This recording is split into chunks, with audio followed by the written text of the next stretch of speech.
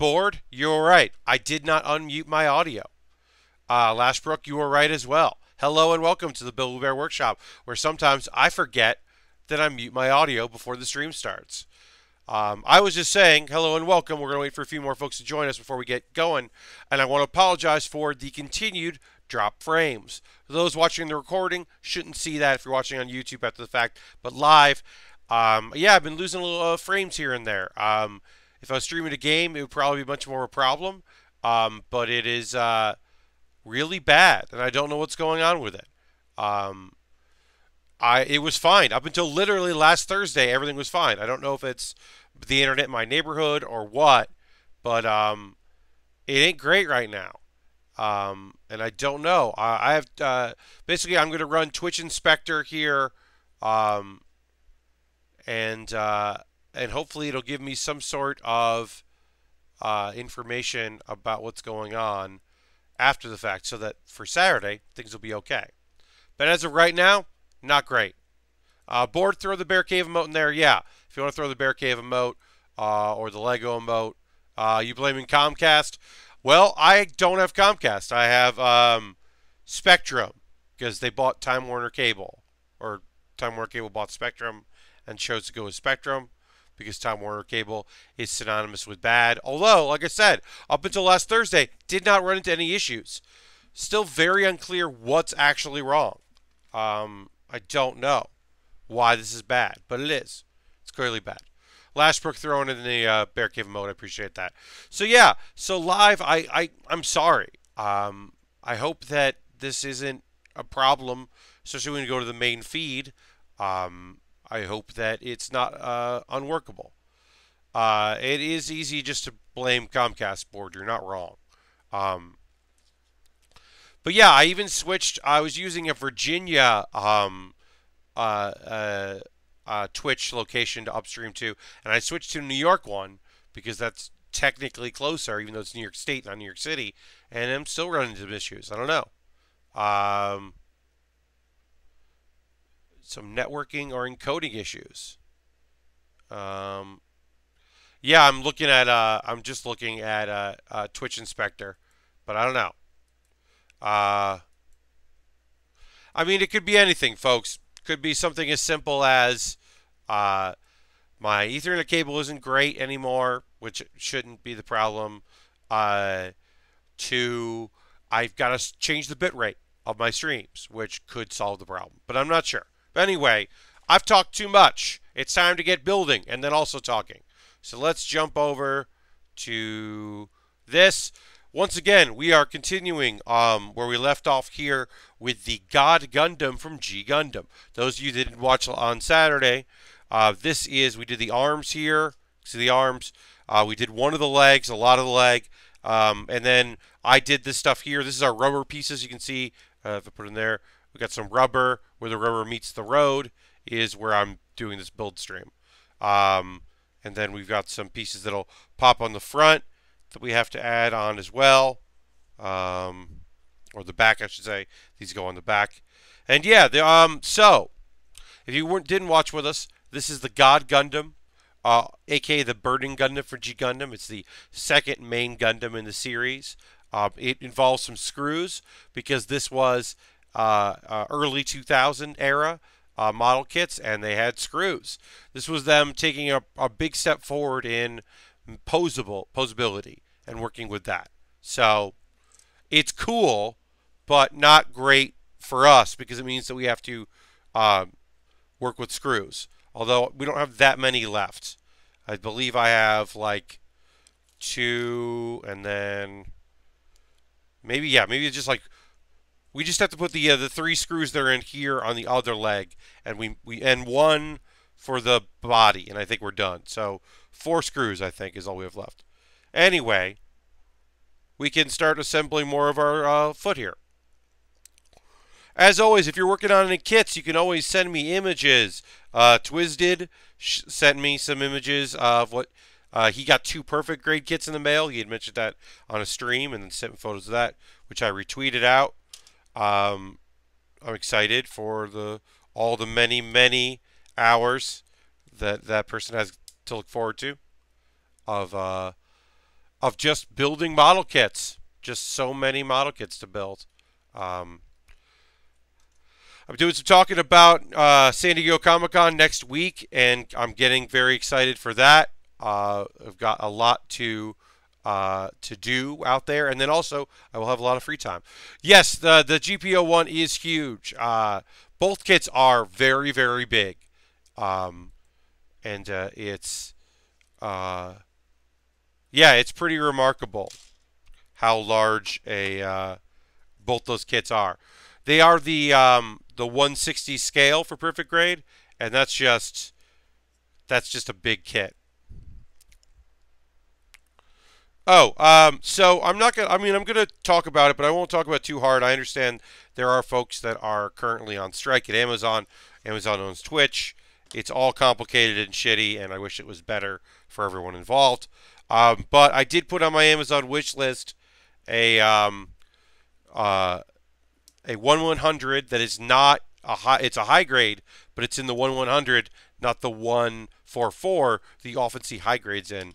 It's the same scale as the master grades of the Death Scythe Hell, not the custom from Endless Waltz. The Hell. They didn't do a master grade of the Hell. It's the only. It's the only uh, Death Scythe that I don't have a kit for, and so even though it is a high grade and not a master grade, I still put it on my wish list because I would still like to own it. Um, it would be cool to have that in my collection of Death Scythes. So I put that on the wish list. It's a low priority. I mean, that one doesn't even have Amazon Prime shipping right now. So, but yeah, it's a complicated thing to promote my Amazon wish list, to promote people using their Twitch coins, to promote folks taking advantage of Twitch Prime and downloading a bunch of games for free because they have the service. It's all complicated, and none of it is clean right now. But I figured I would mention it for folks, that it's out there. And then at the middle of the show, as always, an hour in, I will promote the different ways people can. Oh, hello Waffles, welcome. Can you know jump in to support me, and so maybe coffee would be a good thing. I'm going to San Diego next week, so maybe I can buy something there with money from my coffee account, and that might be a fun way to support me that is not directly supporting Amazon. But I understand. I also understand folks that are like, well, this is the easiest way for me to support people, and I also get things out of it. I'm not judging folks for that either. I'm going to pop back to this view here. But yeah, so we're doing model kit building as always. Nothing particularly spectacular, nothing odd to say about that. I put these pieces on wrong, so I'm flipping them to put them on right. They interlock really nicely. There's some nice interlocking happening here on this kit that I'm a big fan of. It's interesting to look back at these kits and see where they're going. They took a lot of steps with these G Gundam kits. A lot of step forwards with posability and movement. The screws were supposed to solve a lot of problems. They didn't, but they were supposed to solve them. Lashbrook says, yeah, I've been staying off Amazon Solidarity and saw people calling for boycott Twitch. Despite who owns it, I haven't heard stories about Twitch being trashed. So, yeah, I mean, I have friends who work at Twitch, which on the one hand means that you take what I say with a grain of salt, but also on the other hand, I have very smart friends of mine that work for Twitch that would probably look for other opportunities if they were being terribly exploited. That's not to say other people aren't, unfortunately. I can only speak for the conversations I've had with friends who are happy at Twitch. Like I said, that's not to say that there aren't folks that are very unhappy. Yeah, it's complicated and not great. I saw a friend who is on the internet is a popular figure on the internet, popular-ish figure, and they were like, I just spent a lot of money on dental work. Buy me something off my wish list. Will Stith is hosting. Thank you, Will, for the hosting of the stream. Appreciate that. And so they were like, buy me something because I don't have any money because I just spent it all on dental stuff. And then was like, oh yeah, Amazon. Don't buy stuff from Amazon. So it's tricky. So yeah, I'm still going to mention them because they do keep me afloat, and that sucks. You know, Patreon is. I wouldn't call Patreon trash. They are misguided in many of their policies, and I don't agree with a lot of their policies about who should be on the site and who shouldn't. And folks that leave Patreon or don't want to support Patreon, I totally understand. They do keep my streams going, so I am and keep this stuff alive. So I am partial to continuing to work within that system until another one comes along that makes sense. You know, I'm still waiting to get into Drip. Once Kickstarter's Drip program opens up to more people and is a viable platform, then it'll make more sense for me to, then yeah, I might consider switching. You run a great risk doing it, but, I'm not necessarily tied to Patreon. It's not my livelihood, so. Yes, most labor is exploited. You're not wrong, board. That's unfortunately the way of the world in many instances. It's not awesome. Not awesome at all. All right, so we finished this leg. Looks pretty good. Nice and white, nice and bright here. Lots of good articulation in it. Not as much, the knees don't bend as much as some other kits would, some later kits.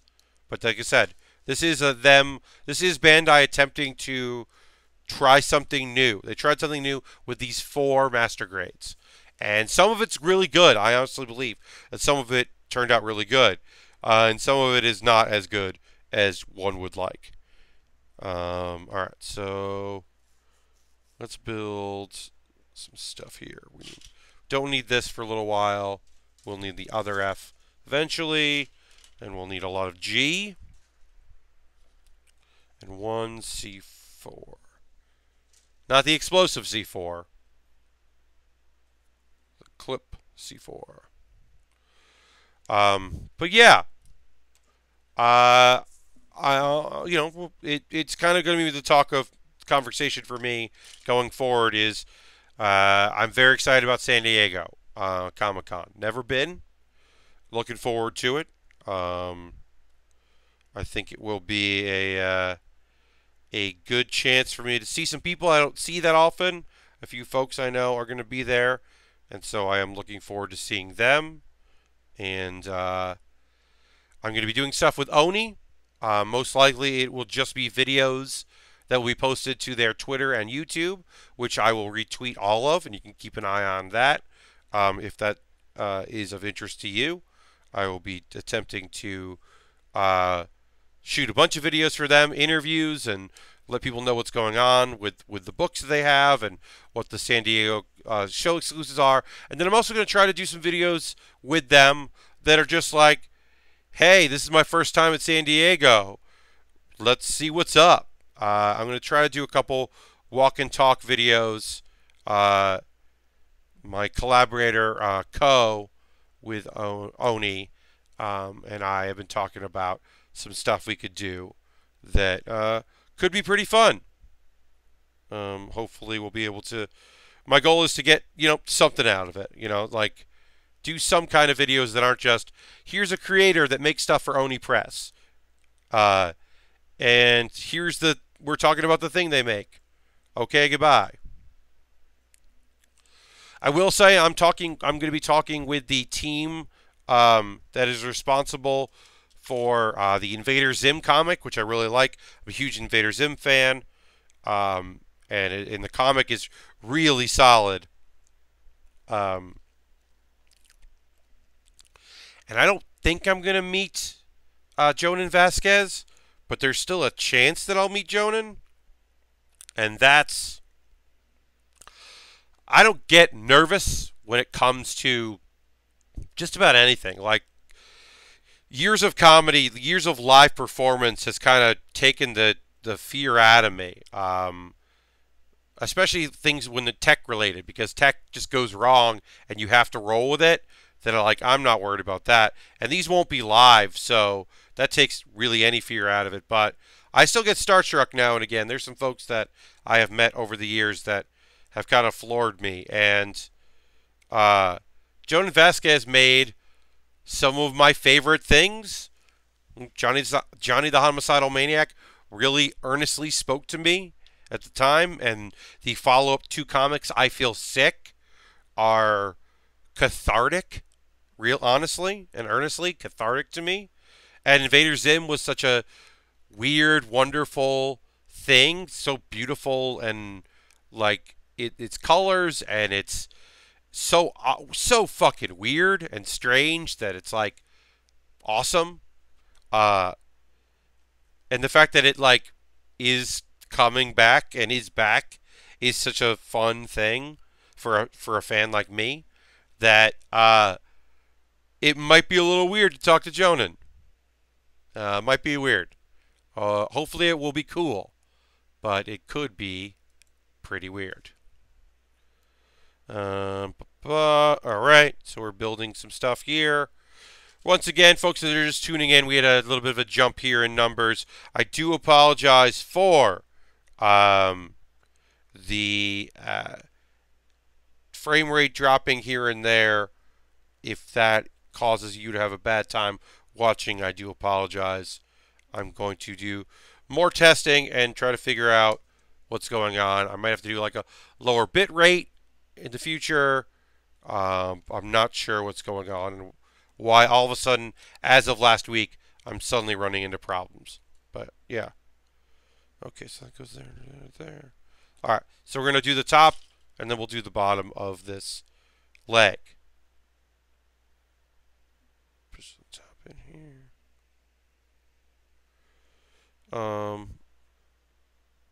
Hope everyone's doing well out there. Like I said, I am excited about my trip, and then I'm also doing a bunch of work stuff. And generally just trying to be busy. July is a busy month. I set my information out for FlameCon. I'm going to attempt to, instead of performing there, I submitted myself as a volunteer. And so hopefully my schedule will work with their availability. Their schedule and my schedule will work well, and I will be able to volunteer for FlameCon, because it's a awesome convention that I really am always thrilled to be able to talk about, and I would like to continue to support. Alright, so this one. Yes, so that's the last time we'll need that. I just have these, I just cut the corners off these little bags and then a little bit of masking tape just so that they didn't slide around too much and I didn't lose them. And then it's enough that if something extra pops out, I can always pop it back in. Nice and easy. Gonna be an anime jerk. Overlord is back. Overlord is back. Hello.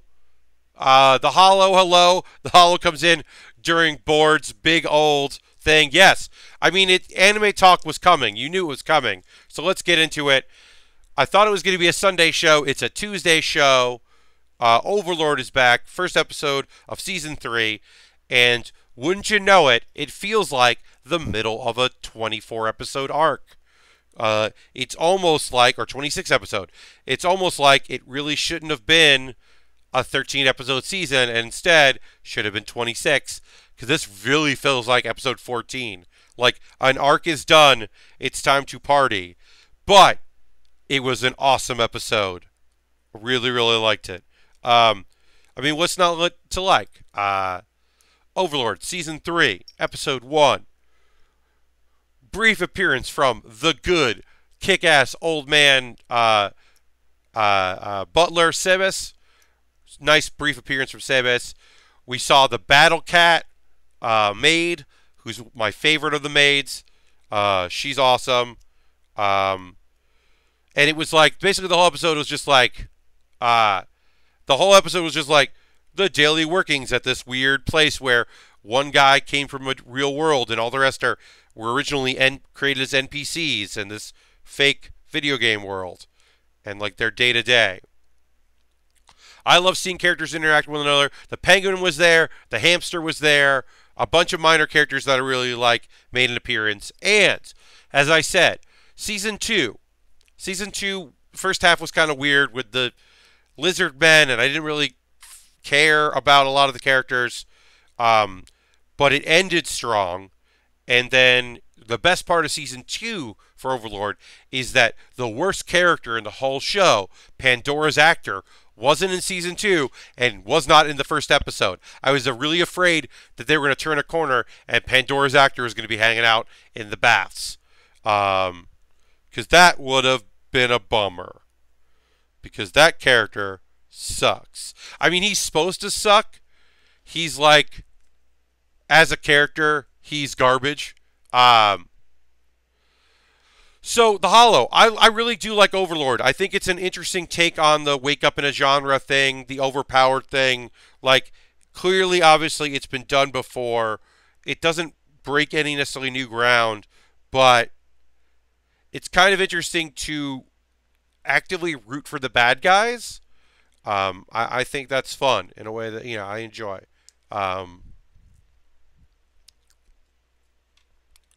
But yeah, Overlord Season 3, Episode 1.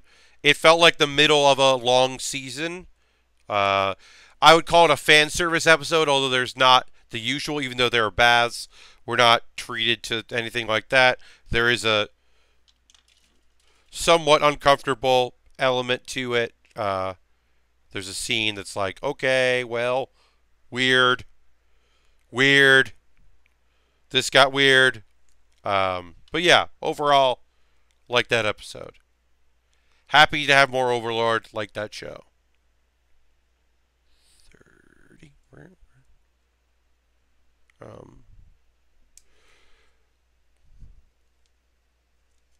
Yeah, so it's fantasy themed. It's a guy who played games. He played a VR MMO game. Suddenly wakes up in that MMO, and things are different. They're not exactly the same, but they're similar enough, and he has the powers of the character he played. It is, in that respect, identical to another new anime that came out called How Not to Summon a Demon Lord, which is basically what it sounds like. A guy played a Demon Lord character in an MMO, and then gets summoned into the fantasy world, which is like that version of the world. So the Hollow, there's a little bit of info dump stuff in the first episode. Him kind of like feeling things out. There's the first episodes have a couple flashbacks, but it's not bad. Honestly, the Hollow, if you want to just jump right in, what show is that? Oh yeah. So The Master of Ragnarok is a new show. I think there's only one episode. There might be two, but I think it came out on Sunday, and there's only one. So The Master of Ragnarok, I was actually like, wait, what's happening? Because it literally hit the ground running. I knew that it was about someone from our world who got summoned to a different world and is dealing with that summons and doesn't want to be there. But I only know that because I knew about the show. It starts off with just like a war and a guy with a smartphone going, okay, let's try this. So that might be up your alley because it did not have that much. Eventually, you kind of figure things out. But it doesn't do a lot of hand holding. So the Master of Ragnarok might be more up your speed. How Not to Summon a Demon Lord, episode 2 came out, I believe today. Um, I like it. I don't love the show. I've talked about it before. It is another like the opening and closing parts of this episode were really fucking annoying because it's more that like it starts with a boob grab and ends with an orgasm, and it's just like, oh, I just wish this wasn't in my game. Uh, I do generally enjoy that about Overlord. For the most part, it's only one character is extremely nonsensically horny, whereas and it's not the main character. So I do enjoy that about Overlord. I think it's just because I'm an old man now. I'm just like I want them to not be horny. Could this game not be horny, please? Um, but yeah, main character. Uh, it kind of explored why the characters are low powered based on because it's like a guy was playing a video game, was really good at it, got brought into the fantasy world. Things are the same but different, and he's trying to figure out why. And he realizes that part of the reason why it's different is because once you die, you die. So people aren't trying to level up to be overpowered. They're just trying to survive. So he kind of figures that out, which is interesting. All right. So put that there. Yeah. Overall, I am liking that show, but it is annoyingly horny. Was not happy with second episode Demon, but we'll give it a chance. Yeah. So bored. Like I said, yeah. I mean that's the thing. I didn't love the top and the bottom of the episode. I do like the idea that the elf is so used to elves that she doesn't realize that she has a special ability. Like she can sense the presence of others and the other characters couldn't. And she was like, huh, a lot of people come here, I guess. And they're like, wait, no, what? And they're like, yeah, there are a bunch of people hiding in the trees. Weird. And they're like, you dummy, it's a trap. This is clearly a trap. So, I don't know. Let's see, what other anime? Oh, came out on Sunday. Very enjoying Chio's School Road. I mean, it's just stupid. It's just a girl trying to get to school, and some of the problems are not her fault, and some of the problems are her fault.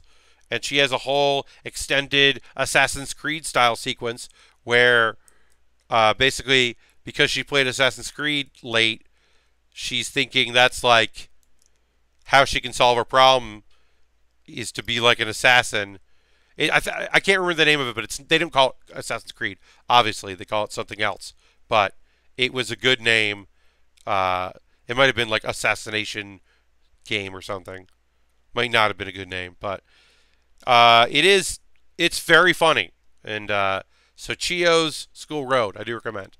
I did not watch the second episode of Seven Senses of Reunion because I feel like the second episode's probably going to be also sad, and I just was not in the mood to watch a sad show.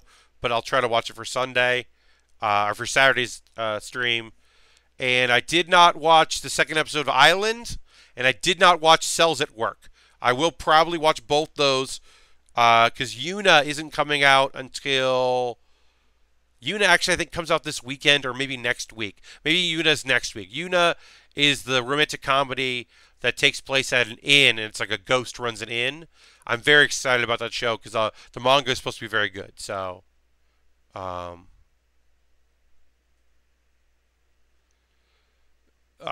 fear for my... I think my fear of Fantasy Lore is based on this early bit of Pillars of Eternity. Yeah, no. I don't even want to look at that. I don't want to make that image any bigger there. Yeah, Overlord doesn't have like too much. It's basically like it's an MMO.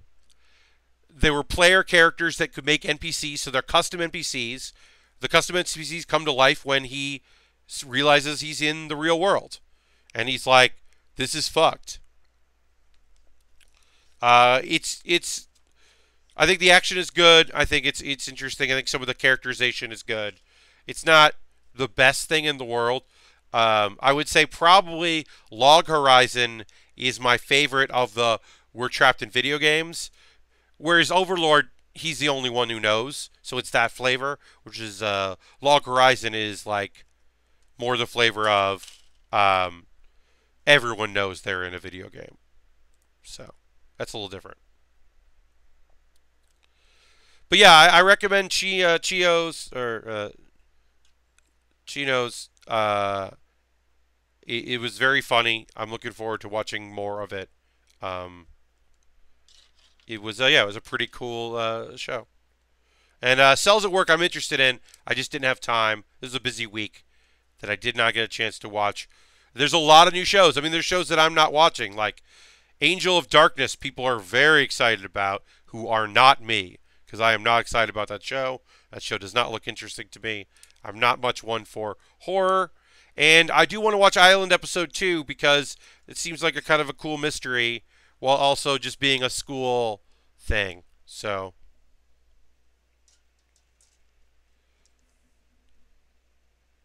that was the image before you uninstalled. Ha! That's very funny.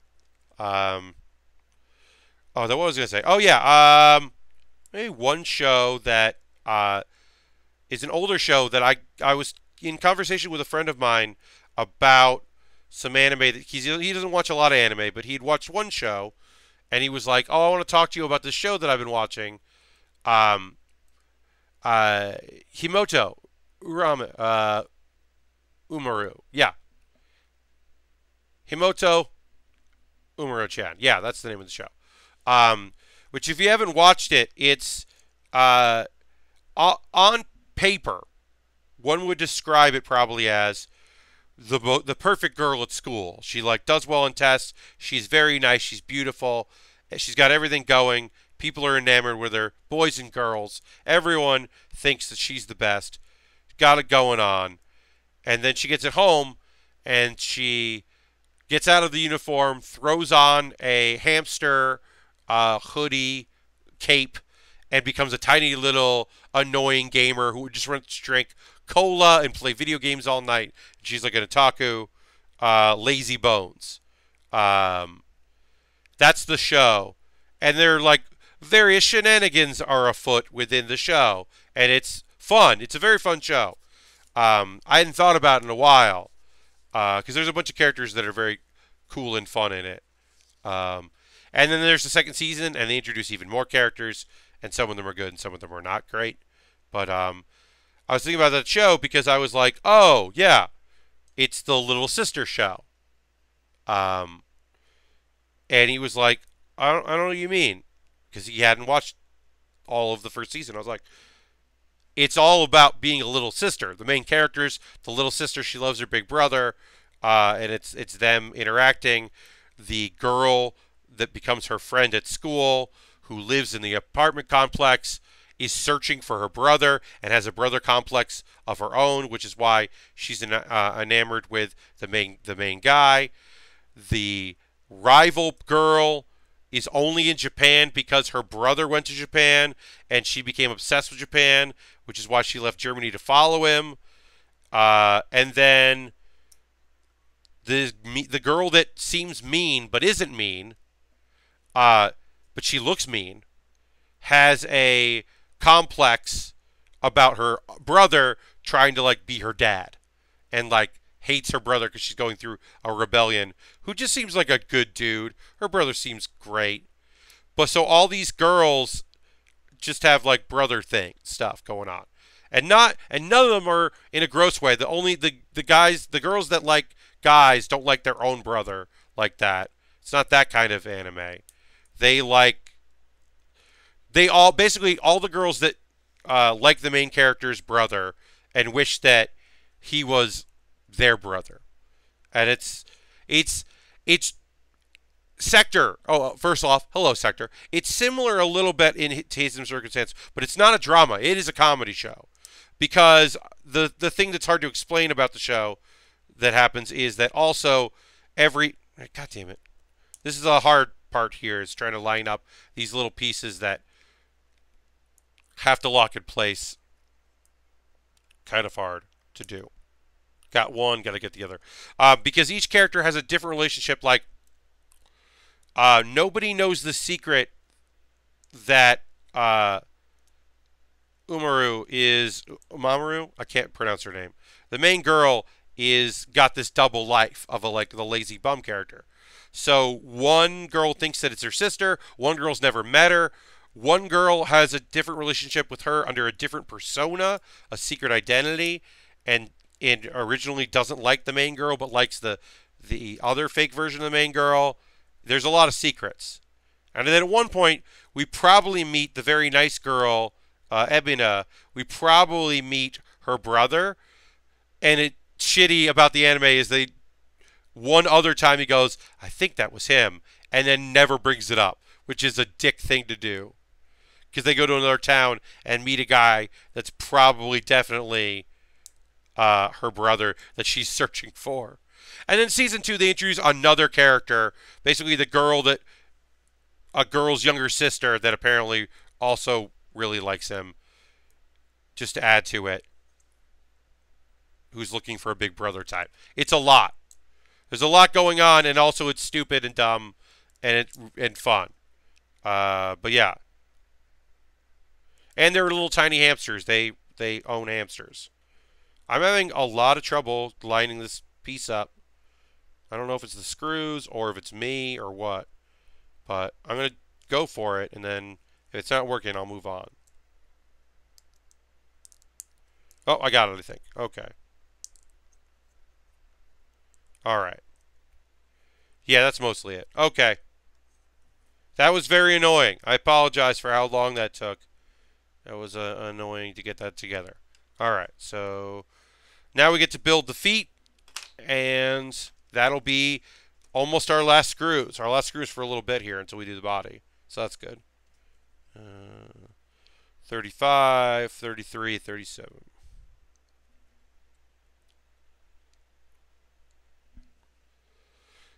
Yeah, but I do want to check out. So for Saturday, I will check out Cells at Work, definitely, because it's one of the shows. It's a new show I haven't seen yet. If Yuna is out, I will watch Yuna for Saturday. Although I don't think it is. I don't think it will be out by the time it's time to talk about anime.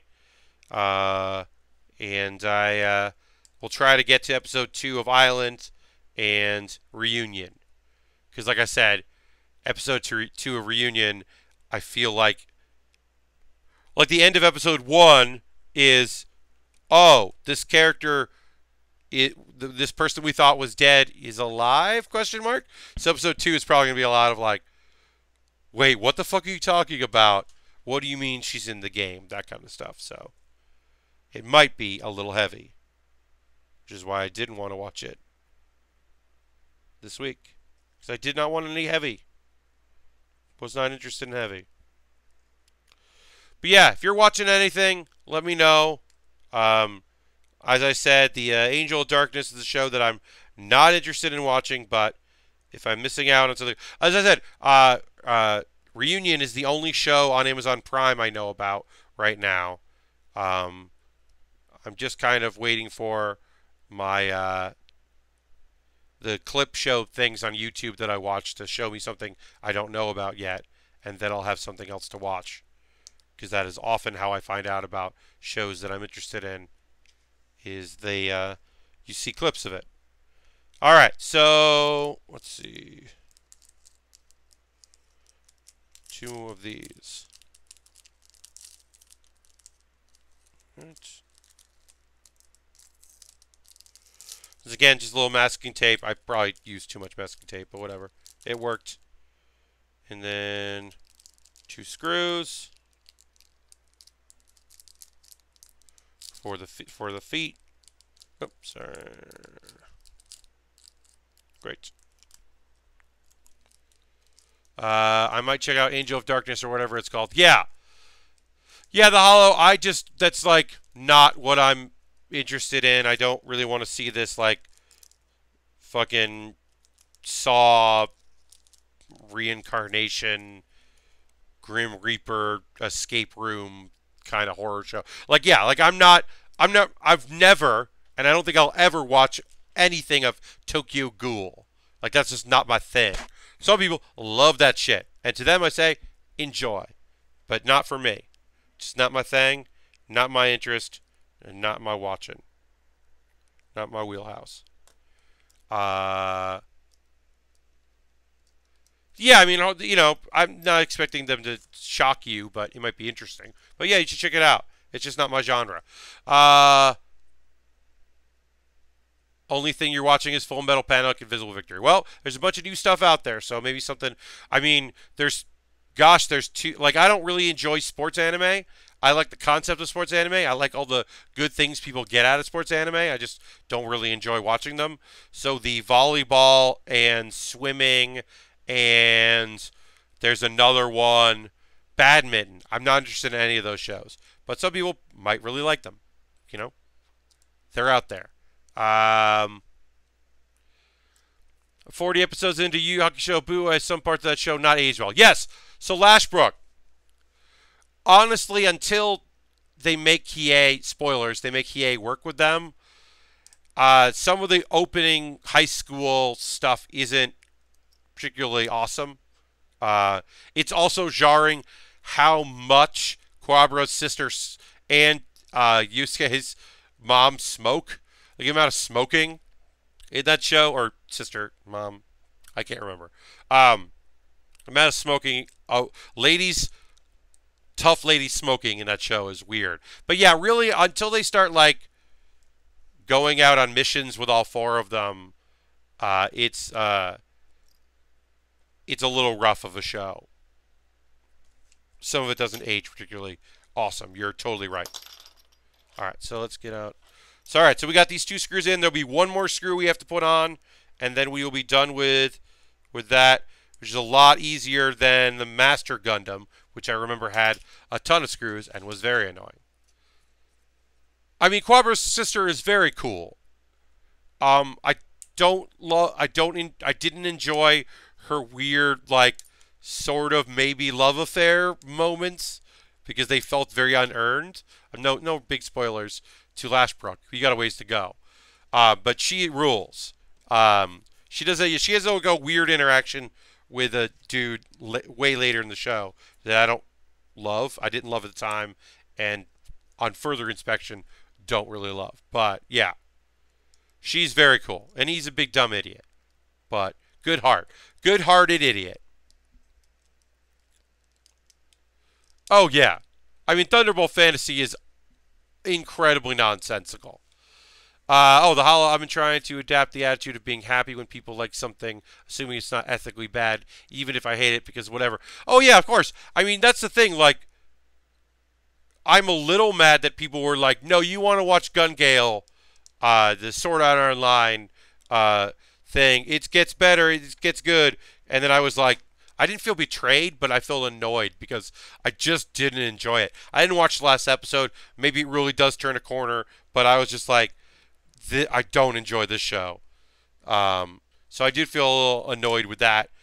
But for the most part, yeah, people like something that I don't like for the people that really enjoy Darling in the Franxx, I hear it goes places and is kind of cool. But I didn't really enjoy it, so I bounced off of it. Maybe I'll go back to it someday.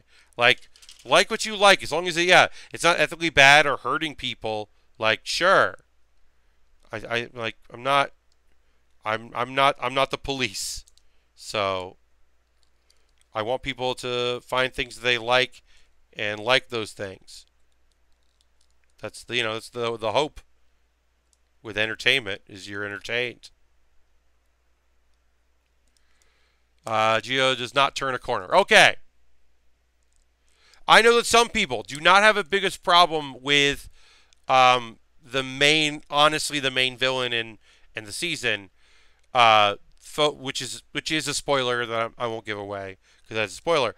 I know that there are plenty of people that have no problem with her characterization and the discoveries one makes about her. I had a huge problem with it, so that show is not for me. I was just like, oh nope, can't, won't. We're done. We're done here.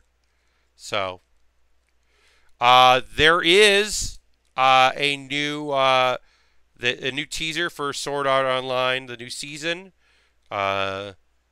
which looked interesting. I will be paying attention to that because I do, for the most part, enjoy that show.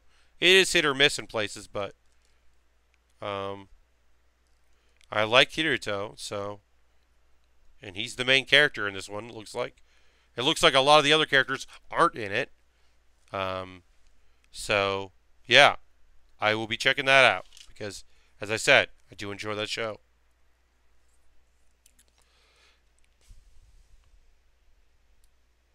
There's a new season not out yet. It's fall, Sector 7. Some key art came out. I think there's a news article on Crunchyroll about it, but there's like a small trailer for it. There's something called the Underground, and so something's happening. So there's more sword art, and it's so who knows? Who knows what that means? Uh, and there's a character at the very end of this piece that says, "I've been waiting 6 years for this." So uh, I assume that it's something to do with the seed of reality that he had gotten uh, in the first season, or the world seed or whatever. I assume it's something to do with that.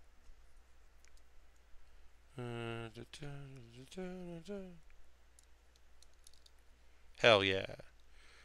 Love it when they lock in place right.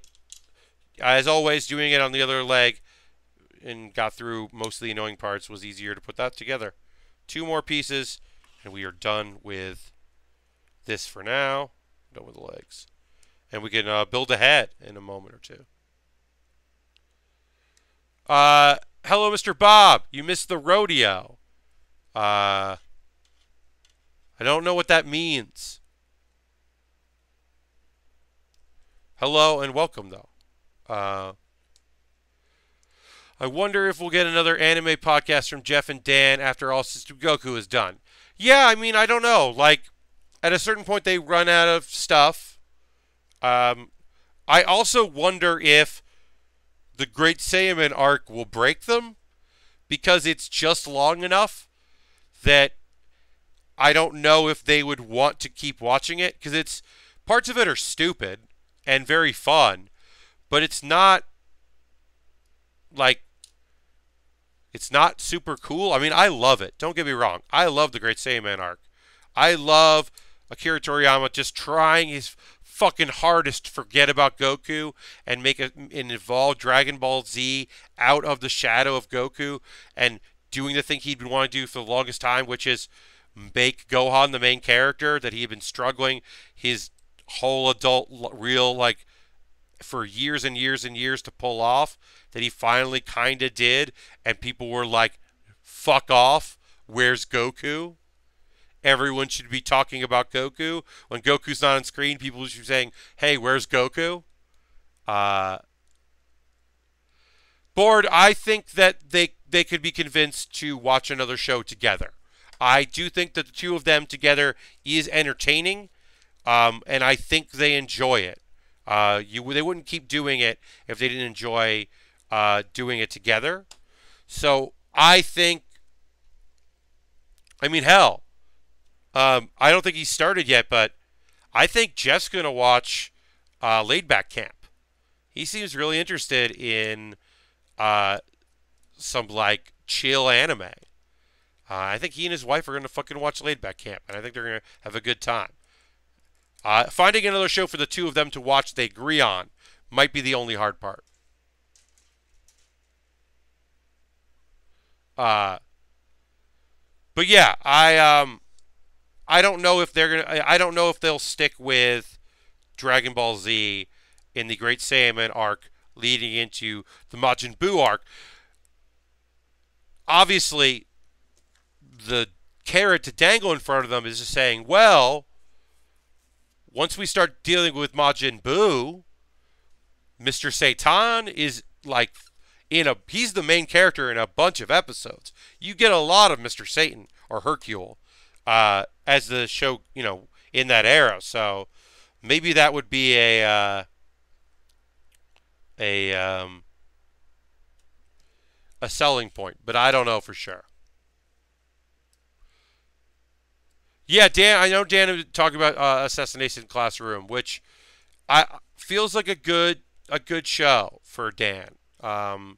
Obviously, folks that watch that, the Crunchyroll thing saw that there were a couple things that he was into that kind of stood out to him. I was bummed they didn't show Gate because I think Dan would really like Gate. In the same way that, like, Dan wanted to, do military stuff during the role-playing games participation he did. I think that he would be like, yeah, there's a dragon, but we got jets. Yeah, hell yeah. Bust out the missile launcher against that jet, or against that dragon. Like, I think he would be into it. I don't know. Yeah, I don't know if Jeff would be on board.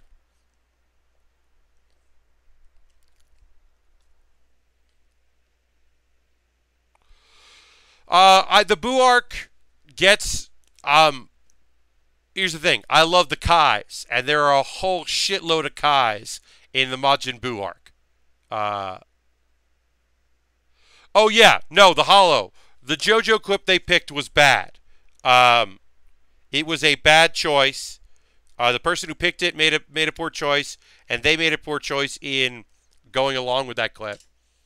I had picked from Crusaders the clip that I sent in, because I sent in a Gate clip because I think Dan would like Gate, and I sent in a JoJo clip because I thought I could pick one that Jeff, who doesn't like the art of JoJo, might still appreciate. But I picked the Forever, the chimpanzee orangutan that gets basically a its own button shot through its head. I picked that clip because I thought that was the right level of complete and utter unbelievable nonsense that Dan might appreciate. But yeah, overall, that clip and then the Gintama clip was terrible. It was a very bad clip for Gintama, which is, to be fair, a hard show to explain and sell properly. Yes, an oh no or an oh shit might have helped some. I thought they were going to pick the, like, cherry licking, like one of those gross out scenes. They did not pick that.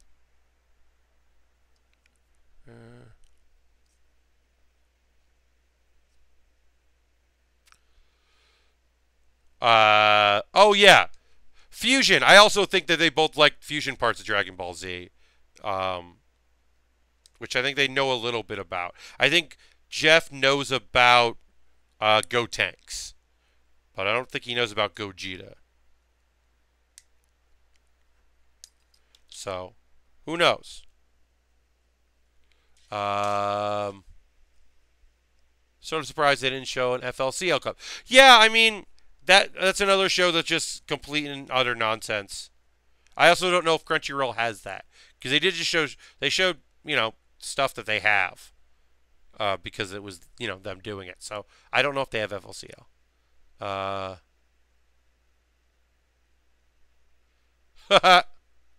Oh yeah, toilet thing.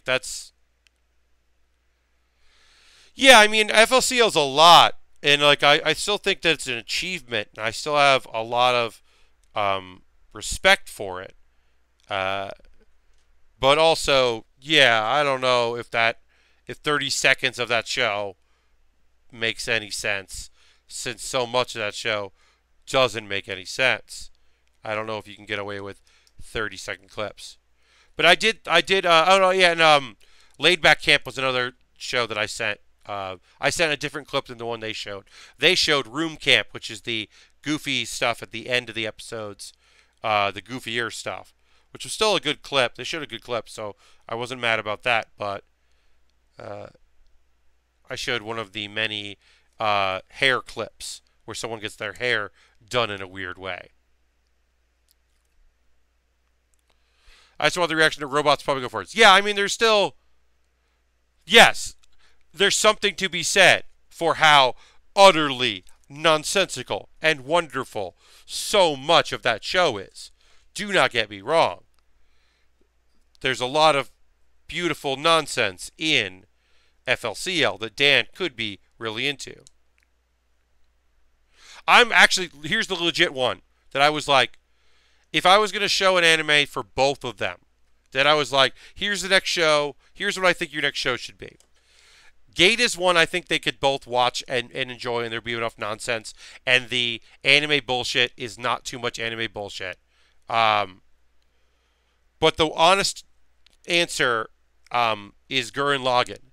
Because Gurren Lagann is so much about cool dude stuff. Like, there's so many cool dudes. And, like, cool dude things. And robots combining with other robots. And, like, a girl with a cool gun. I could see Gurren Lagann being something they might actually enjoy, like both of them, which is important, you know. But I don't know. I also understand if, you know, they're just like, let's watch Dragon Ball. They just start watching Dragon Ball and go back. That would also be pretty cool. All right, let me look at this sticker. Do I want to try? No. They're green eyes I could put on this, green and black eyes. I'm not going to. I just know that I will suck at it, and I'm not good at it, so I'm not going to do it.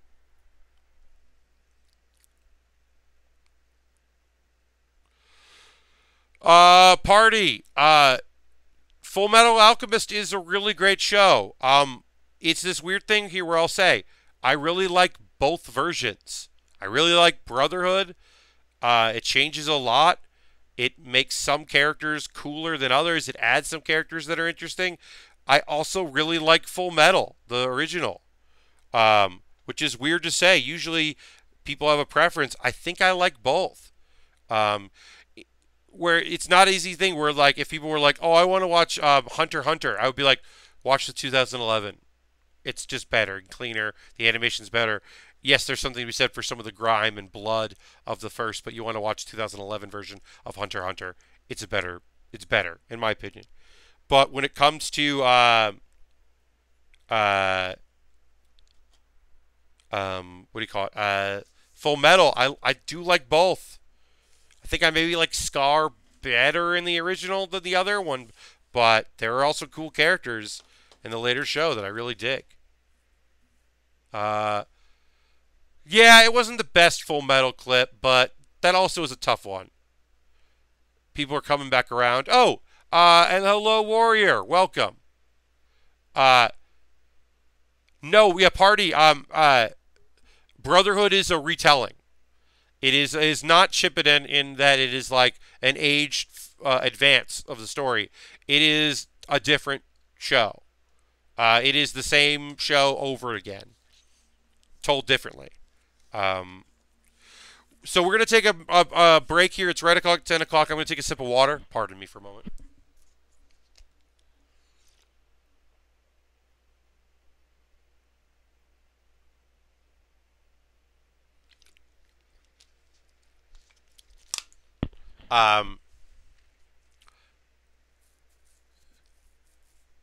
Also, there's the most fucked up thing that happened. There's a fucked up thing that happens in Full Metal. I'm not going to say, but there's there are a lot of bad people, but there's a bad dad in that show. There's a very bad dad, and I think the handling of it in the second one is darker, but I probably like it better. And it's also, I think, shorter. I don't know. There's just like there's a very not good dad in that show. I mean, that show is all about bad dads, but there's particularly a very bad dad in that show, and I think I like the second version. Yeah, I mean, hey, if you're down for dark shit, there's some dark shit in Full Metal, for real. Uh, Uses handle way better than the original since Brotherhood was doing the cliff notes of that stuff. Yeah, bad things do happen. Yeah, Lashbrook. I mean, that's the main reason is that they just weren't done with the show when they started making the anime. Which is why, like, shows like Naruto or One Piece have, like, stupid long filler arcs, or they just stop with the show for a while to try to catch up. Sometimes that works out great, sometimes it doesn't. That's what happened with original Hunter x Hunter. Original Hunter x Hunter, they stopped, then they made an OVA, then they made another OVA to continue the storyline, and they were like, in 2011, they're like, well, it's done. Let's just make the show. Let's just do it again. Um, and I think for better. Um, yeah, so it's like, yeah, it's just like, let's just do it again. We'll do a new show. We'll see what happens. Anyway, so it's time for sponsor stuff. I apologize for those that are popping in here. Um, Obviously, I'm going to talk about Amazon, and I know that's not cool. Um, I understand for folks that are like, I don't feel comfortable subscribing.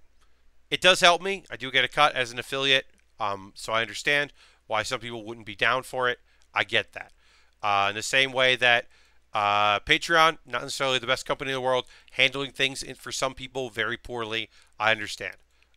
So, but subscriptions help me keep doing this thing. My Patreon is another way to support me. It is how I keep doing stuff. Obviously, Amazon wish list. Prime's coming up. There will be deals. Some of the stuff that is on my wish list will go on sale. A lot of the Lego, it seems like because Toys R Us has gone away, Toys R Us in the U.S. is gone. Lego prices on Amazon seem to be coming down a little bit because I think more people are selling on Amazon. That's a guess, but the prices seem to be going down a little bit. So some of the Ninja stuff seems pretty cool, and I would like to build it. It's on there. Um, there's always new stuff on there. There's things that don't have Prime, but I'll put it back on there when they do. So if it doesn't have Amazon Prime on it, wait, maybe it will. One-time donations can go to my coffee, or which is right here. Money that goes to that goes to me buying kits. I'm going to San Diego Comic-Con. I'd like to come back with something. I don't know what it would be, but I'd like to come back with something to build on stream that I buy there. So if you want to put money in there, that directly isn't going to support Amazon. That's going to be me going to a vendor at San Diego Comic-Con and physically buying something with funds from my coffee and from my Twitch payments and all that. And then I have a Discord. You could jump into my Discord. It's cool and chill and fun. And the number one thing is tell a friend. If you like what I do, tell somebody. If they like Lego sets, if they like model kits, if they like Gundam, if they like talking about anime, if they like a very nice chat room, they watch a lot of Twitch and they don't feel like the people that stream read what they have to say, or they don't feel like they can jump in a conversation about like stuff that they're into. I think y'all are great, and this chat is awesome. So word of mouth is great. If you want to follow me on Twitter and retweet when I say I'm going live, that's very helpful because it lets people know. You can follow me here on Twitch if you don't want to subscribe. You can follow me, and you can turn on notifications so when I go live, you find out. The Bear Cave emote is right here for folks that are in the $5 crew here. As a subscriber on Twitch. And then on the 27th, I'll be giving out a model kit. Robbie just got, I believe by the end of this week, we'll have the kit I sent him out to Rob. The other person that won the kit has not replied. This is now 2 months in a row that I have tried to message someone who's a subscriber, and they have not replied to my messages. I'm sure some people just don't look at their whispers on Twitch. I understand why they wouldn't. And once again, it is a weird time to advertise this, but if you have Twitch Prime, you can use your coin. It doesn't cost you anything. If you already have Amazon Prime, you're paying for it. You should hook it up with Twitch. Also, this is a great month to be on Twitch Prime because of all the free shit. I've never played Tacoma. I now have Tacoma. So I'm probably going to check out Tacoma. I'm excited to see something about that game. I've never touched it. I'm probably going to do it for Let Pat Play, which is my series where I play games. Anyway, it's time to get back into it. Another bit of water, and then we're going to get back in there. Again, sorry about all these drop frames. This is very new, and I don't know what's going on.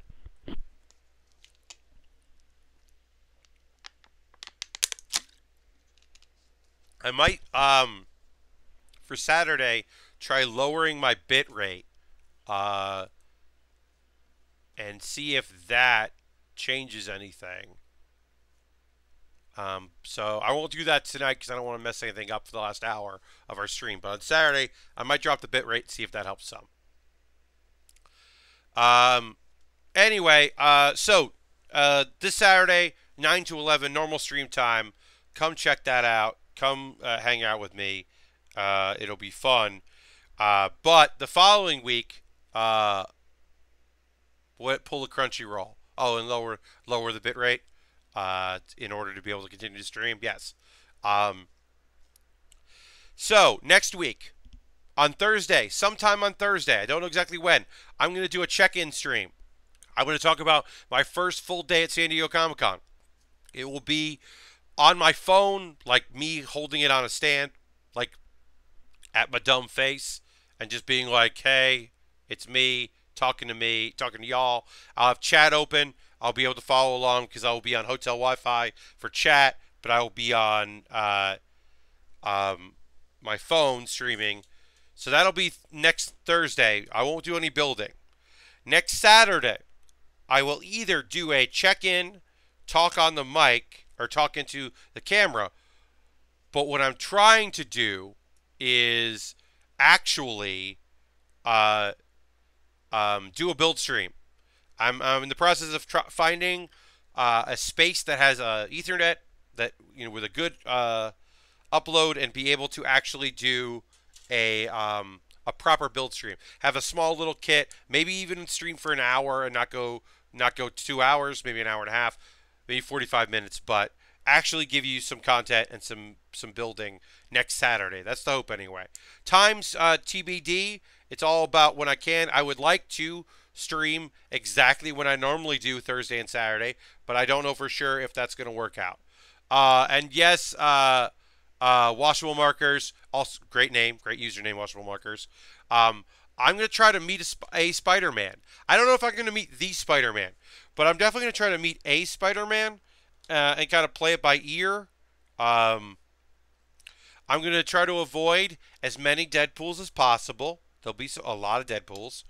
And, once you meet one Deadpool, you've met them all. So, I'm going to try to limit my Deadpools. But yeah, I love cosplay. I love good cosplay, so I'm gonna try to see a bunch of people. I got some LA friends who were coming up to do shows. I'm gonna try to see them. Mr. Aaron Trites, I'm gonna try to hang out with because I have not seen him since Boston for PAX East. So I'm gonna try to hang out with Aaron, which would be cool. We had a bit of an uptick here in viewers. Hello. We were talking about some anime stuff, talking about San Diego Comic-Con. This is the build with Baer Workshop. I am building the God Gundam from G Gundam. In the US dub, it is referred to as the Burning Gundam because the first Gundam is the Shining Gundam. But the God Gundam is because it is the Gundam that should be able to stop the Devil Gundam, which is a very great name for a Gundam. Alright, so this goes, try to do this right here. It's because you mentioned superheroes. Yes. Yeah, I mentioned superheroes and like people were like, oh, I'll come check this out. Just stream out, yeah.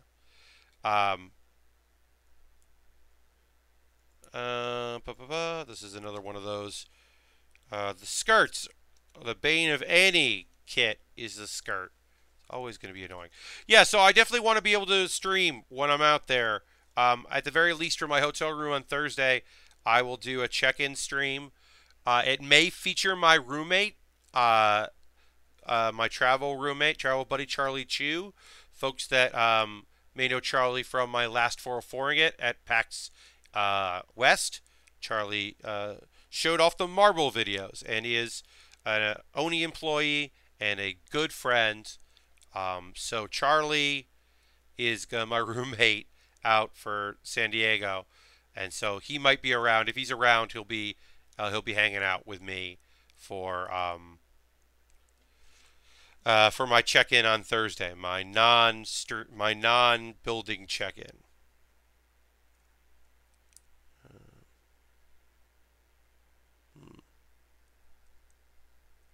Ah, got it. Okay. Deadpool gets views guaranteed. Yeah. I mean, oh yeah. If I wanted to make a Deadpool builds video, I'd definitely jump up in viewership. I will say, he is overplayed as a costume. But people have a good time playing cosplaying as Deadpool, and I appreciate that. You know, I do appreciate when folks who don't get the chance to imbue themselves with the character traits or don't feel comfortable in their own skin get to live through a character. Uh, Deadpool parades, have been in the past a thing that I thought was pretty fun. Uh, it's the excuse to be a prankster I don't like because I am an old man and I don't enjoy pranks as much as I probably should. Uh, Mischief and all that. I just want people to have a good time. That's always been my main thing. So I want people to have fun and a good time at conventions and feel comfortable and safe. And part of that is that, which is one of the things that I'm looking forward to about being able to volunteer for FlameCon, which is here in New York in August. Geeks Out puts it on. It is the best convention in the world that does not feature me on panels. If it featured me on panels, it would be the best convention in the world, hands down. But since it does not feature me on panels, it cannot be the best. Cannot be the best in the world. They got to figure that stuff out. But yeah, I'm volunteering because I feel like that would be a good way for me to help out with the event and promote the event. And I have retail experience and can talk to people and I know a lot about the convention. I don't know anything about the venue itself, but I can learn that, which is nice.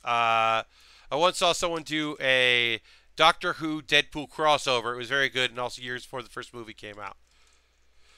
Yeah, washable markers. I could see that. I could see different interpretations of that being very good. I mean, I'm picturing the scarf.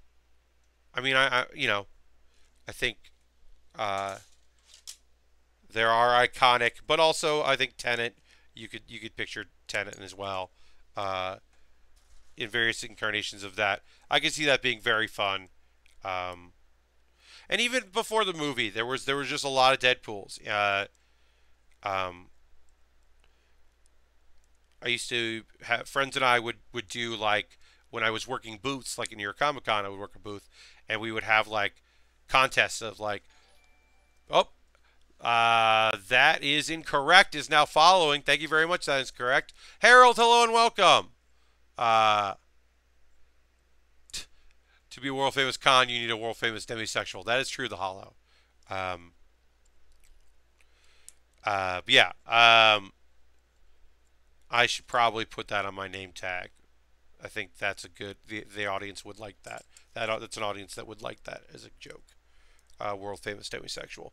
I'm plus ultra right now on Twitter until I go to New York Comic Con, or sorry, San Diego, and then I'll be at San Diego Comic Con.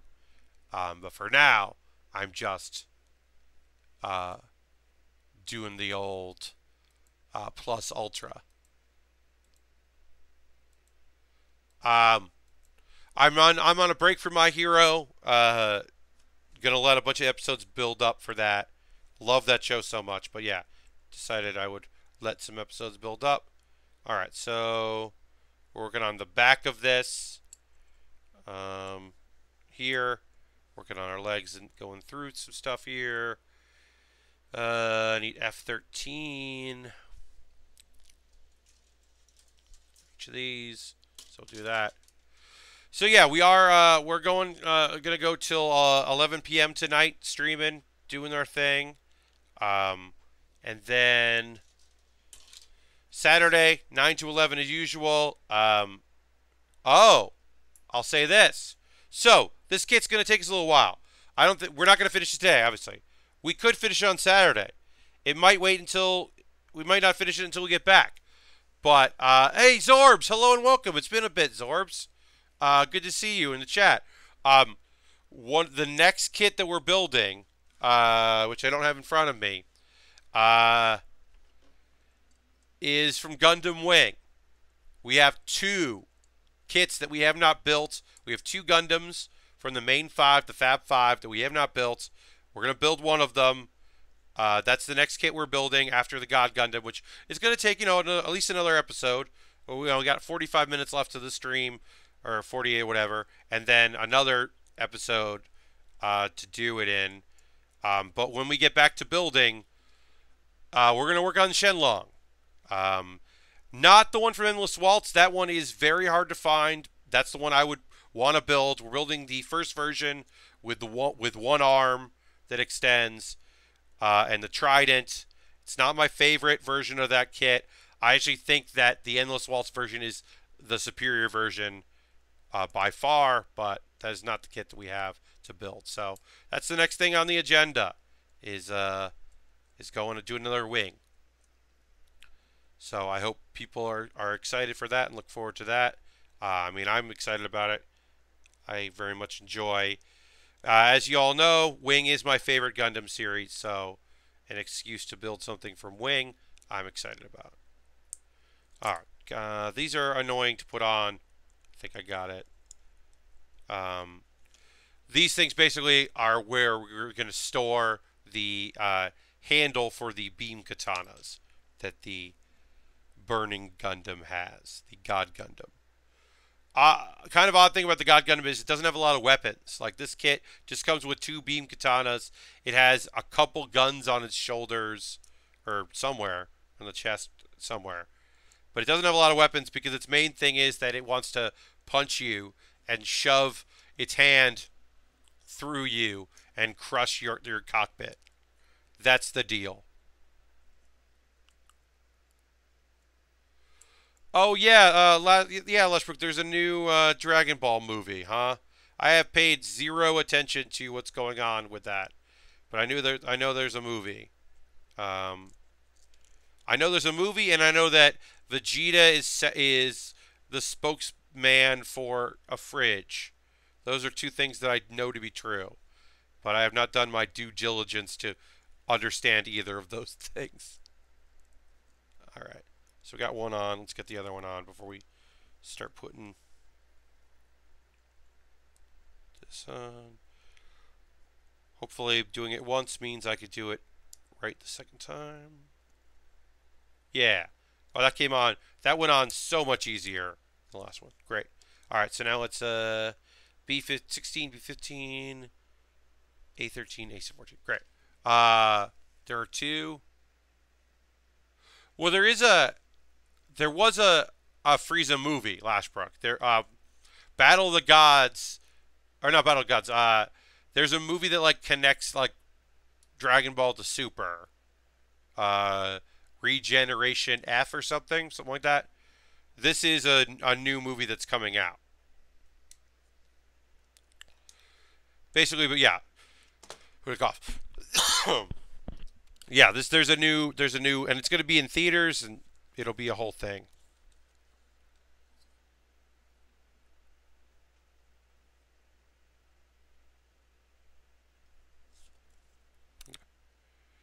But yeah, yes, this was announced. Yeah, Super ended. Yes, Resurrection F already came out. That was the Frieza thing. I don't know if there's any more Frieza, but there's a Brawly movie coming out. I don't know. Look, have I done my due diligence to research this, to know everything about what's going on with Dragon Ball? No. I legitimately don't know. I shouldn't be talking about it. I just know there's a movie coming out.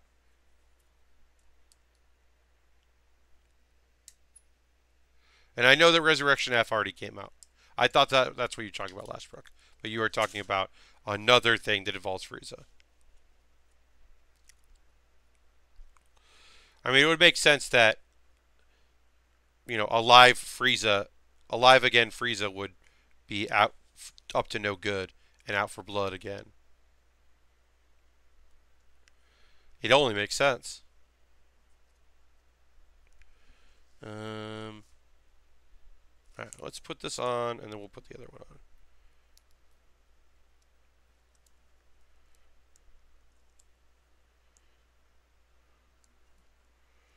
Okay, and then that goes on here.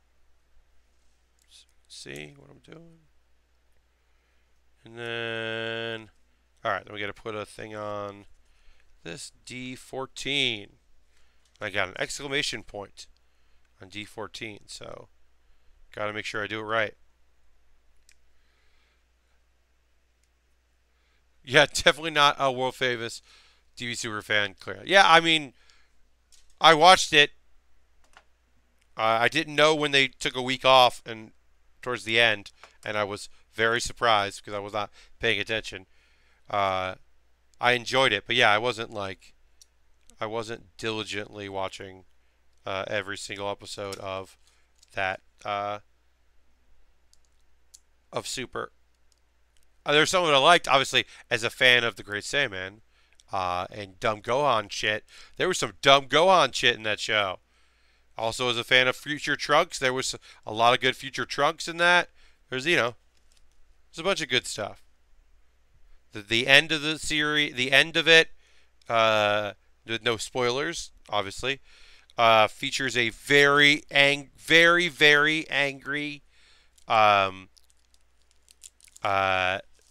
Vegeta, who's just so mad about Goku and Frieza. He's just, the look on his face. He's so mad about it. It's radical. Alright, so we're going to build our chest here, and then the chest and waist meet at a screw with a nut. So we're taking that out, and then I'm going to double check that's the right one, because they put the, yeah, that's the right one. Okay, great. So we need that. We're going to put that here. Safest place for me anyway is when I'm about to use something is to put it in the crevice of the there, because it's least likely to move around if it's right there. So I often do that. All right, let's build our chest pieces here for our arms to move around in. Dragon Ball needs more weapons. Yeah, I mean, it's fun to have a sword. I understood the importance of the back in the day of breaking the Z sword and breaking Trunks' sword and all that, but it was cool that Trunks had a sword in the future. I understand that a lot of it is just fighting, but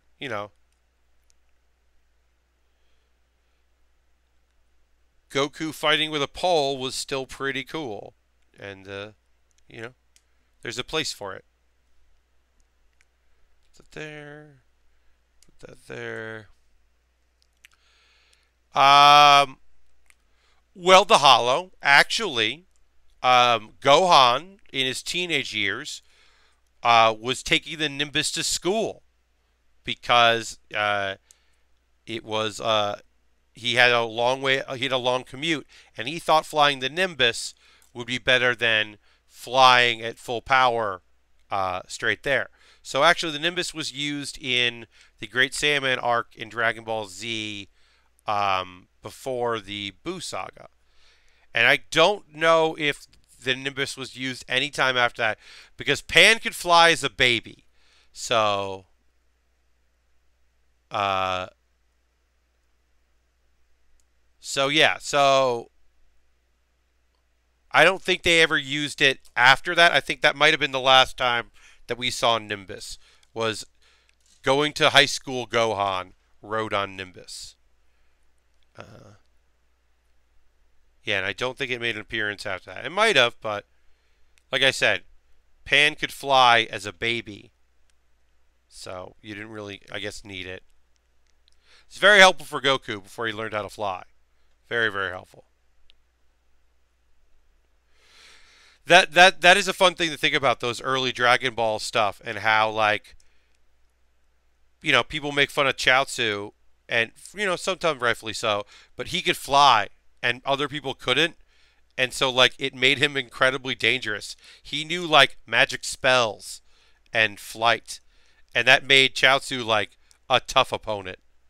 It's so fun to think about. He was like, oh no. That little clown mime doesn't need to, you got to look out for him. A clown mime can fly. Alright, so then we need G20, which is our neck. Gotta put our neck in. It's weird that Goten was a Super Saiyan before learning to fly. Yeah, that is a weird thing. Oh, Washable, thank you for stopping in. Appreciate it. Give us a follow, please. Make sure you know when I'm streaming. Especially next week where it might be a little different time. But yeah, thanks for popping in. Yeah, that is weird that Goten, like... I mean, the thing is that Goten was just so strong. Hello, Herb. Welcome.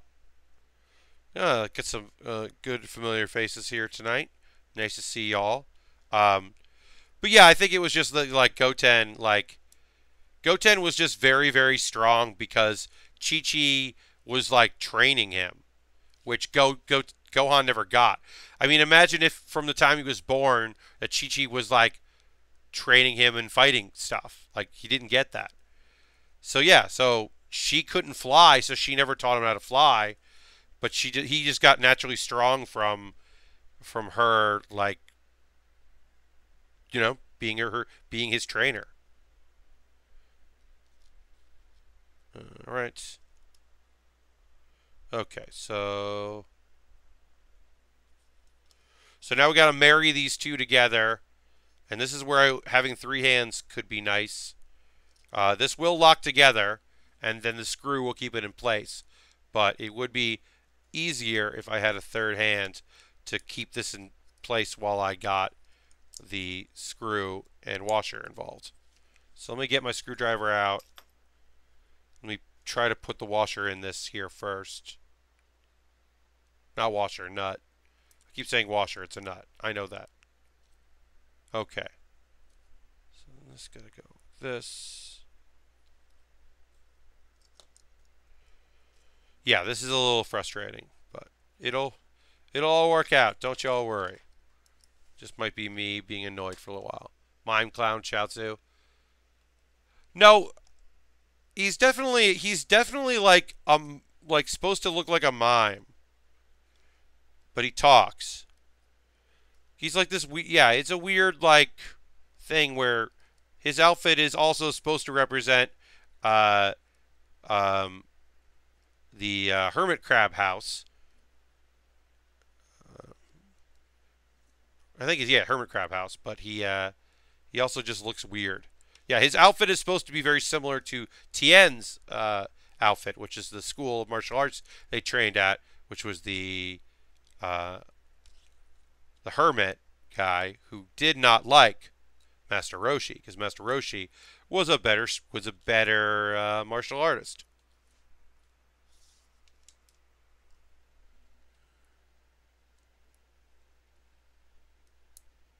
But then Master Tao didn't wear clothes that were similar, and he was the brother of that guy. So who knows, right? God damn it, this is annoying.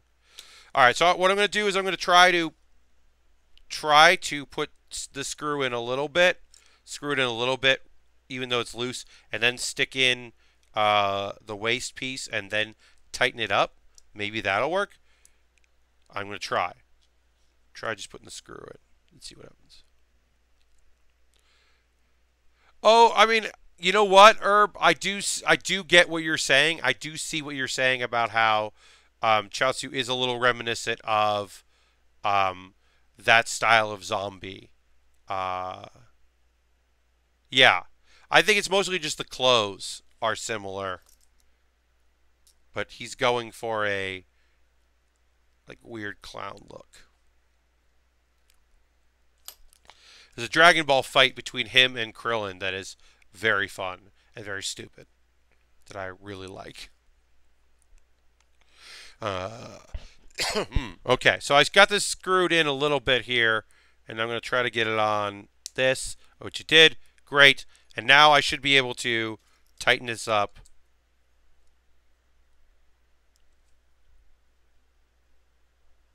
enough that it moves.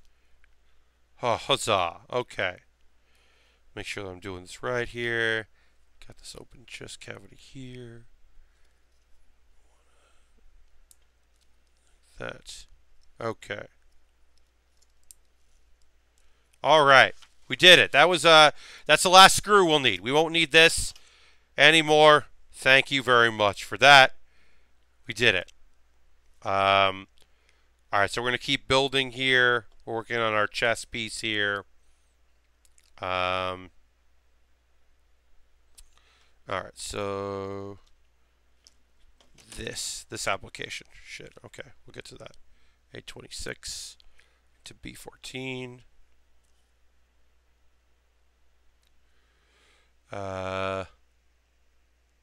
Goku dabbled a bit. Yeah. Oh, I like it. Gotenks is the only one who fights in Super Saiyan 3 for the longest period of time. Yeah.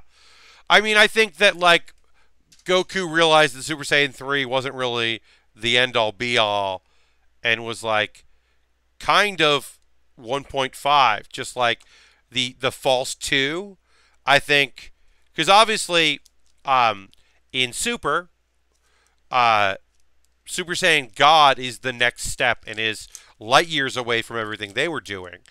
And, he ends up using Super Saiyan 3 when he needs to, but isn't happy about it. And in Dragon Ball GT, which is obviously not canon, but was for a long time the only thing you had, Super Saiyan 4 was like a very different thing and was also clearly the way to go. 3 always just felt like I guess he needs to be stronger.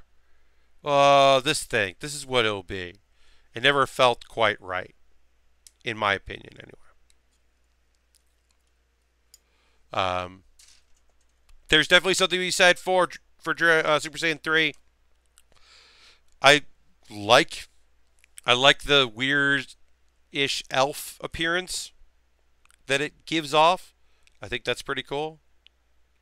All right, so we've got I don't know what to call this, but we got a little charm here that we are just sticking on because it's not a decal; it's a charm.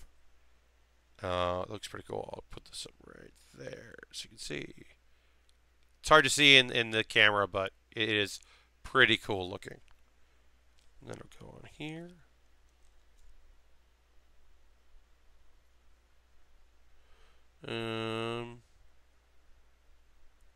Yeah, okay, so that goes on there. And then B3 and G36. Cool. Kind of like Super Saiyan 4's design, even though it is a cross of glam metal and furries. I do enjoy Dragon Ball GT's Super Saiyan 4 because there's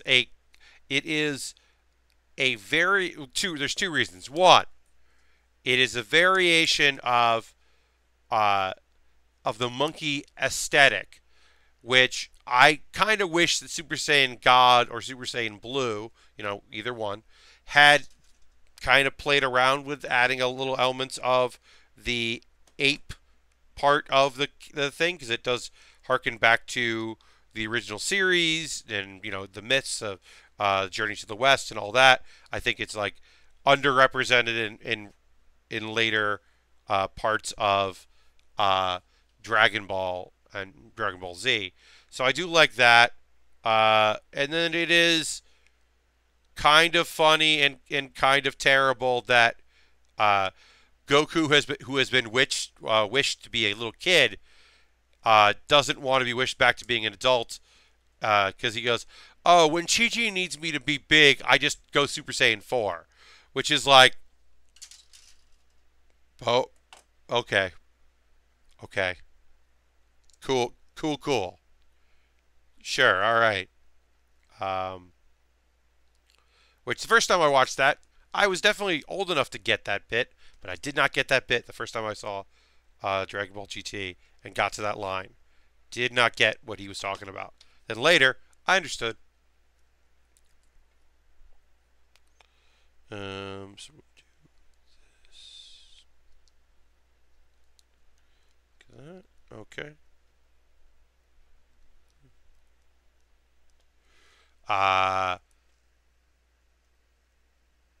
Yeah, they kind of dropped so hard. Goten and Trunks never had tails. So I don't. Did they? Did they not have tails, or were they born and immediately had their tails cut off? Because I think that. I mean, we never saw Goten. We saw Trunks being born. We never saw Goten being born. And then Pan we saw being born, and Pan didn't have a tail. Um, so I don't know. I do, yeah. They may have talked about it, and I just don't remember, or they may have just like never brought it up. I don't know about the two of them not having tails. I mean, it makes things easier because then they just don't have to worry about it. You know, sometimes you make that call because you're just like, what if I don't have to think about this?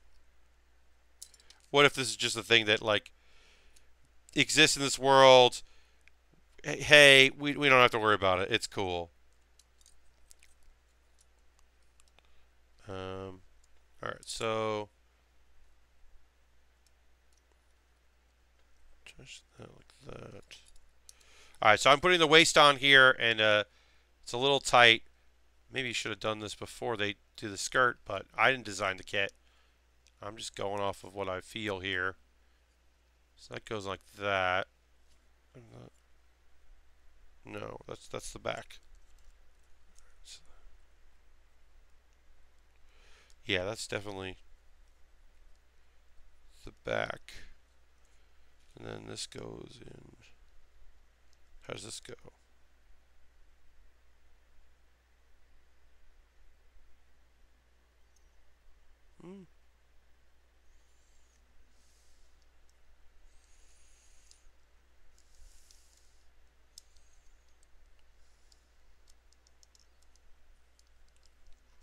Sorry, folks, I got quiet there. I apologize. Just trying to figure out how this actually works here. There's like a little arrow for this, but I don't understand what it means. So I'm just trying to figure it out. You'll have to forgive me.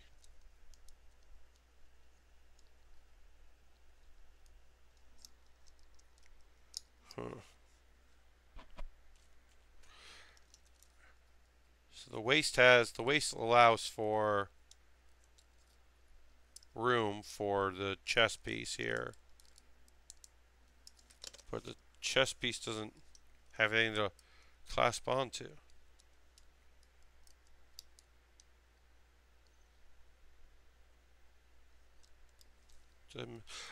I missed a step. I'm like, this doesn't seem right, and it wasn't right because I missed a step. Y'all, I missed a step, and now I got it. I did it. Oh wow, okay, so I got a few things in here. Figured Tails got taken out early to avoid disaster. I don't recall ever being brought up. Tails has habit of growing back when the plot is relevant. At least Gohan did, yes, indeed. They also had to, at some point, grow, like they had pulled out Goku's tail or Gohan's tail. I can't remember. They at one point had to pull a tail out because they needed it. I can't remember exactly that idea. Also, didn't change Future Trunk's hair color just for fun. No, I mean, it was always kind of that. To watch Dragon Ball from Chinese bootleg tapes in Chinatown. No subs. Yes, things have changed. I've talked about that a lot, about my days of tape trading, and you know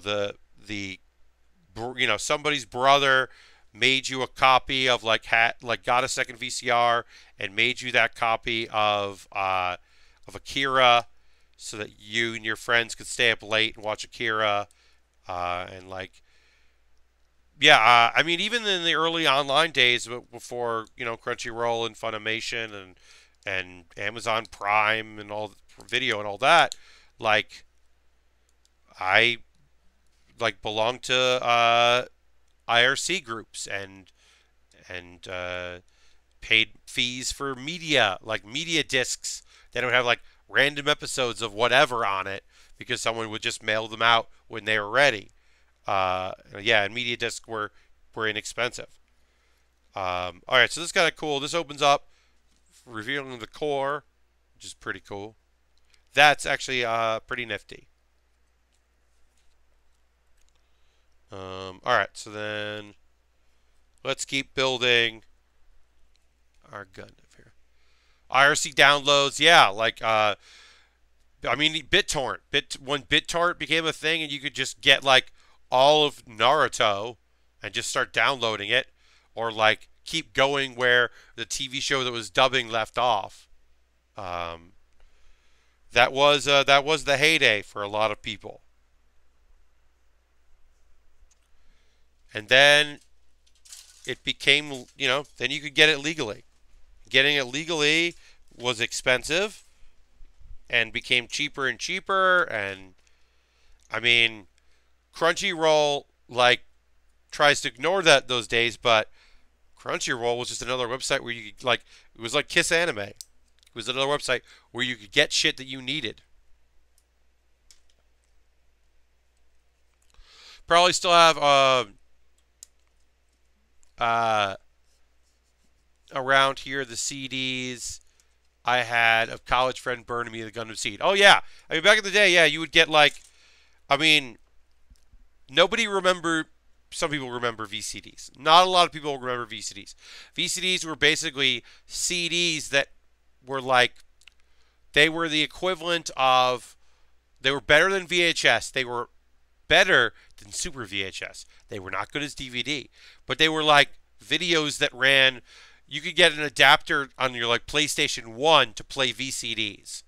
Uh, and you could get disk drives. You could then open a VCD in the same way that you would open like other players, like VLC would play VCDs, and that was like pretty good quality if you wanted to like burn a playable disc instead of just having a bunch of episodes, and you had to have like the right DivX because you didn't need codecs to play a VCD, whereas later you need to have certain codecs, and you always had to make sure you had the right codecs updated because you wanted to be able to watch. You'd be like, oh, why is there a delay? Why is there like a difference? Oh, I guess I gotta go see K-Lite and get the right codecs. It was a lot of work. I remember I had a bunch of Dragon Ball movies on VCD because they were like perfect for that.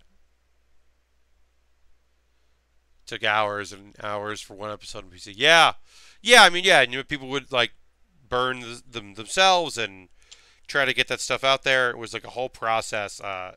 Some of it was really good, and some of it was very stupid. Um, but it was that was what you did at the time. If you wanted to see anime, and you didn't want to, like you had to bootleg. There was just a bunch of stuff. Look, there was just a bunch of stuff that wasn't available. Um, and then slowly it did become available, and more companies started releasing content legally, and you could get that stuff. There were TV channels that ran anime, and more of that, and then, I mean, the advent of the DVD, like, I had all of the Cowboy Bebop DVDs, I had all the Trigun DVDs, I bought all those. I would, sometimes I would take the Cowboy Bebop DVD, and I had a DVD player hooked up to the TV that had a built-in VCR, and so I would start the episode and then turn off and then turn off the TV and let the VCR run, and then record the episodes onto VHS for my friend that didn't have a DVD player, so that they could have crunch, so that she could watch the shows. I did that a lot with DVDs, like just burn them onto VCR like tape for friends who didn't have a DVD player yet. What are you talking about? Come on, get yourself a PS2. What are you doing? This and two F7s. I remember having a DVD player that had a real early support for playing video files. Lashbrook, that's cool. I never had that, I don't think. Uh, I remember how fucking look when I found my first DVD player.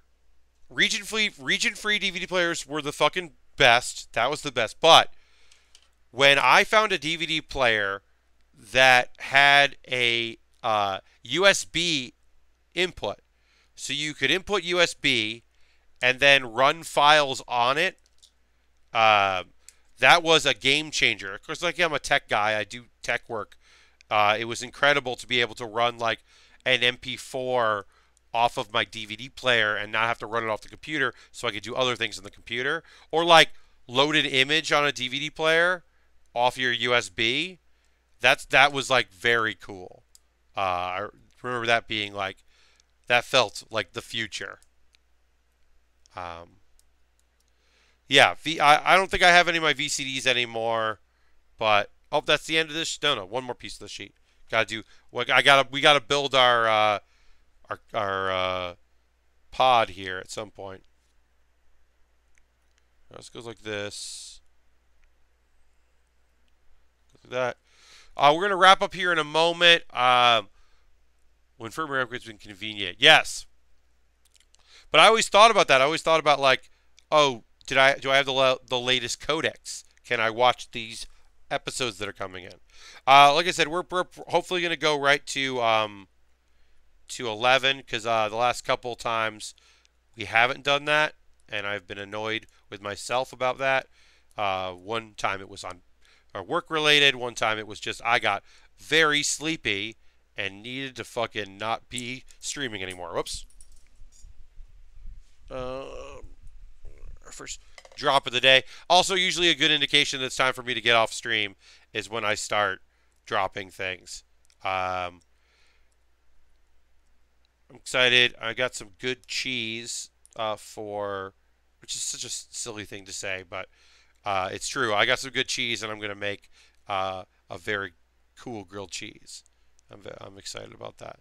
That is some dumb stuff to be excited about, but it's what I'm excited about.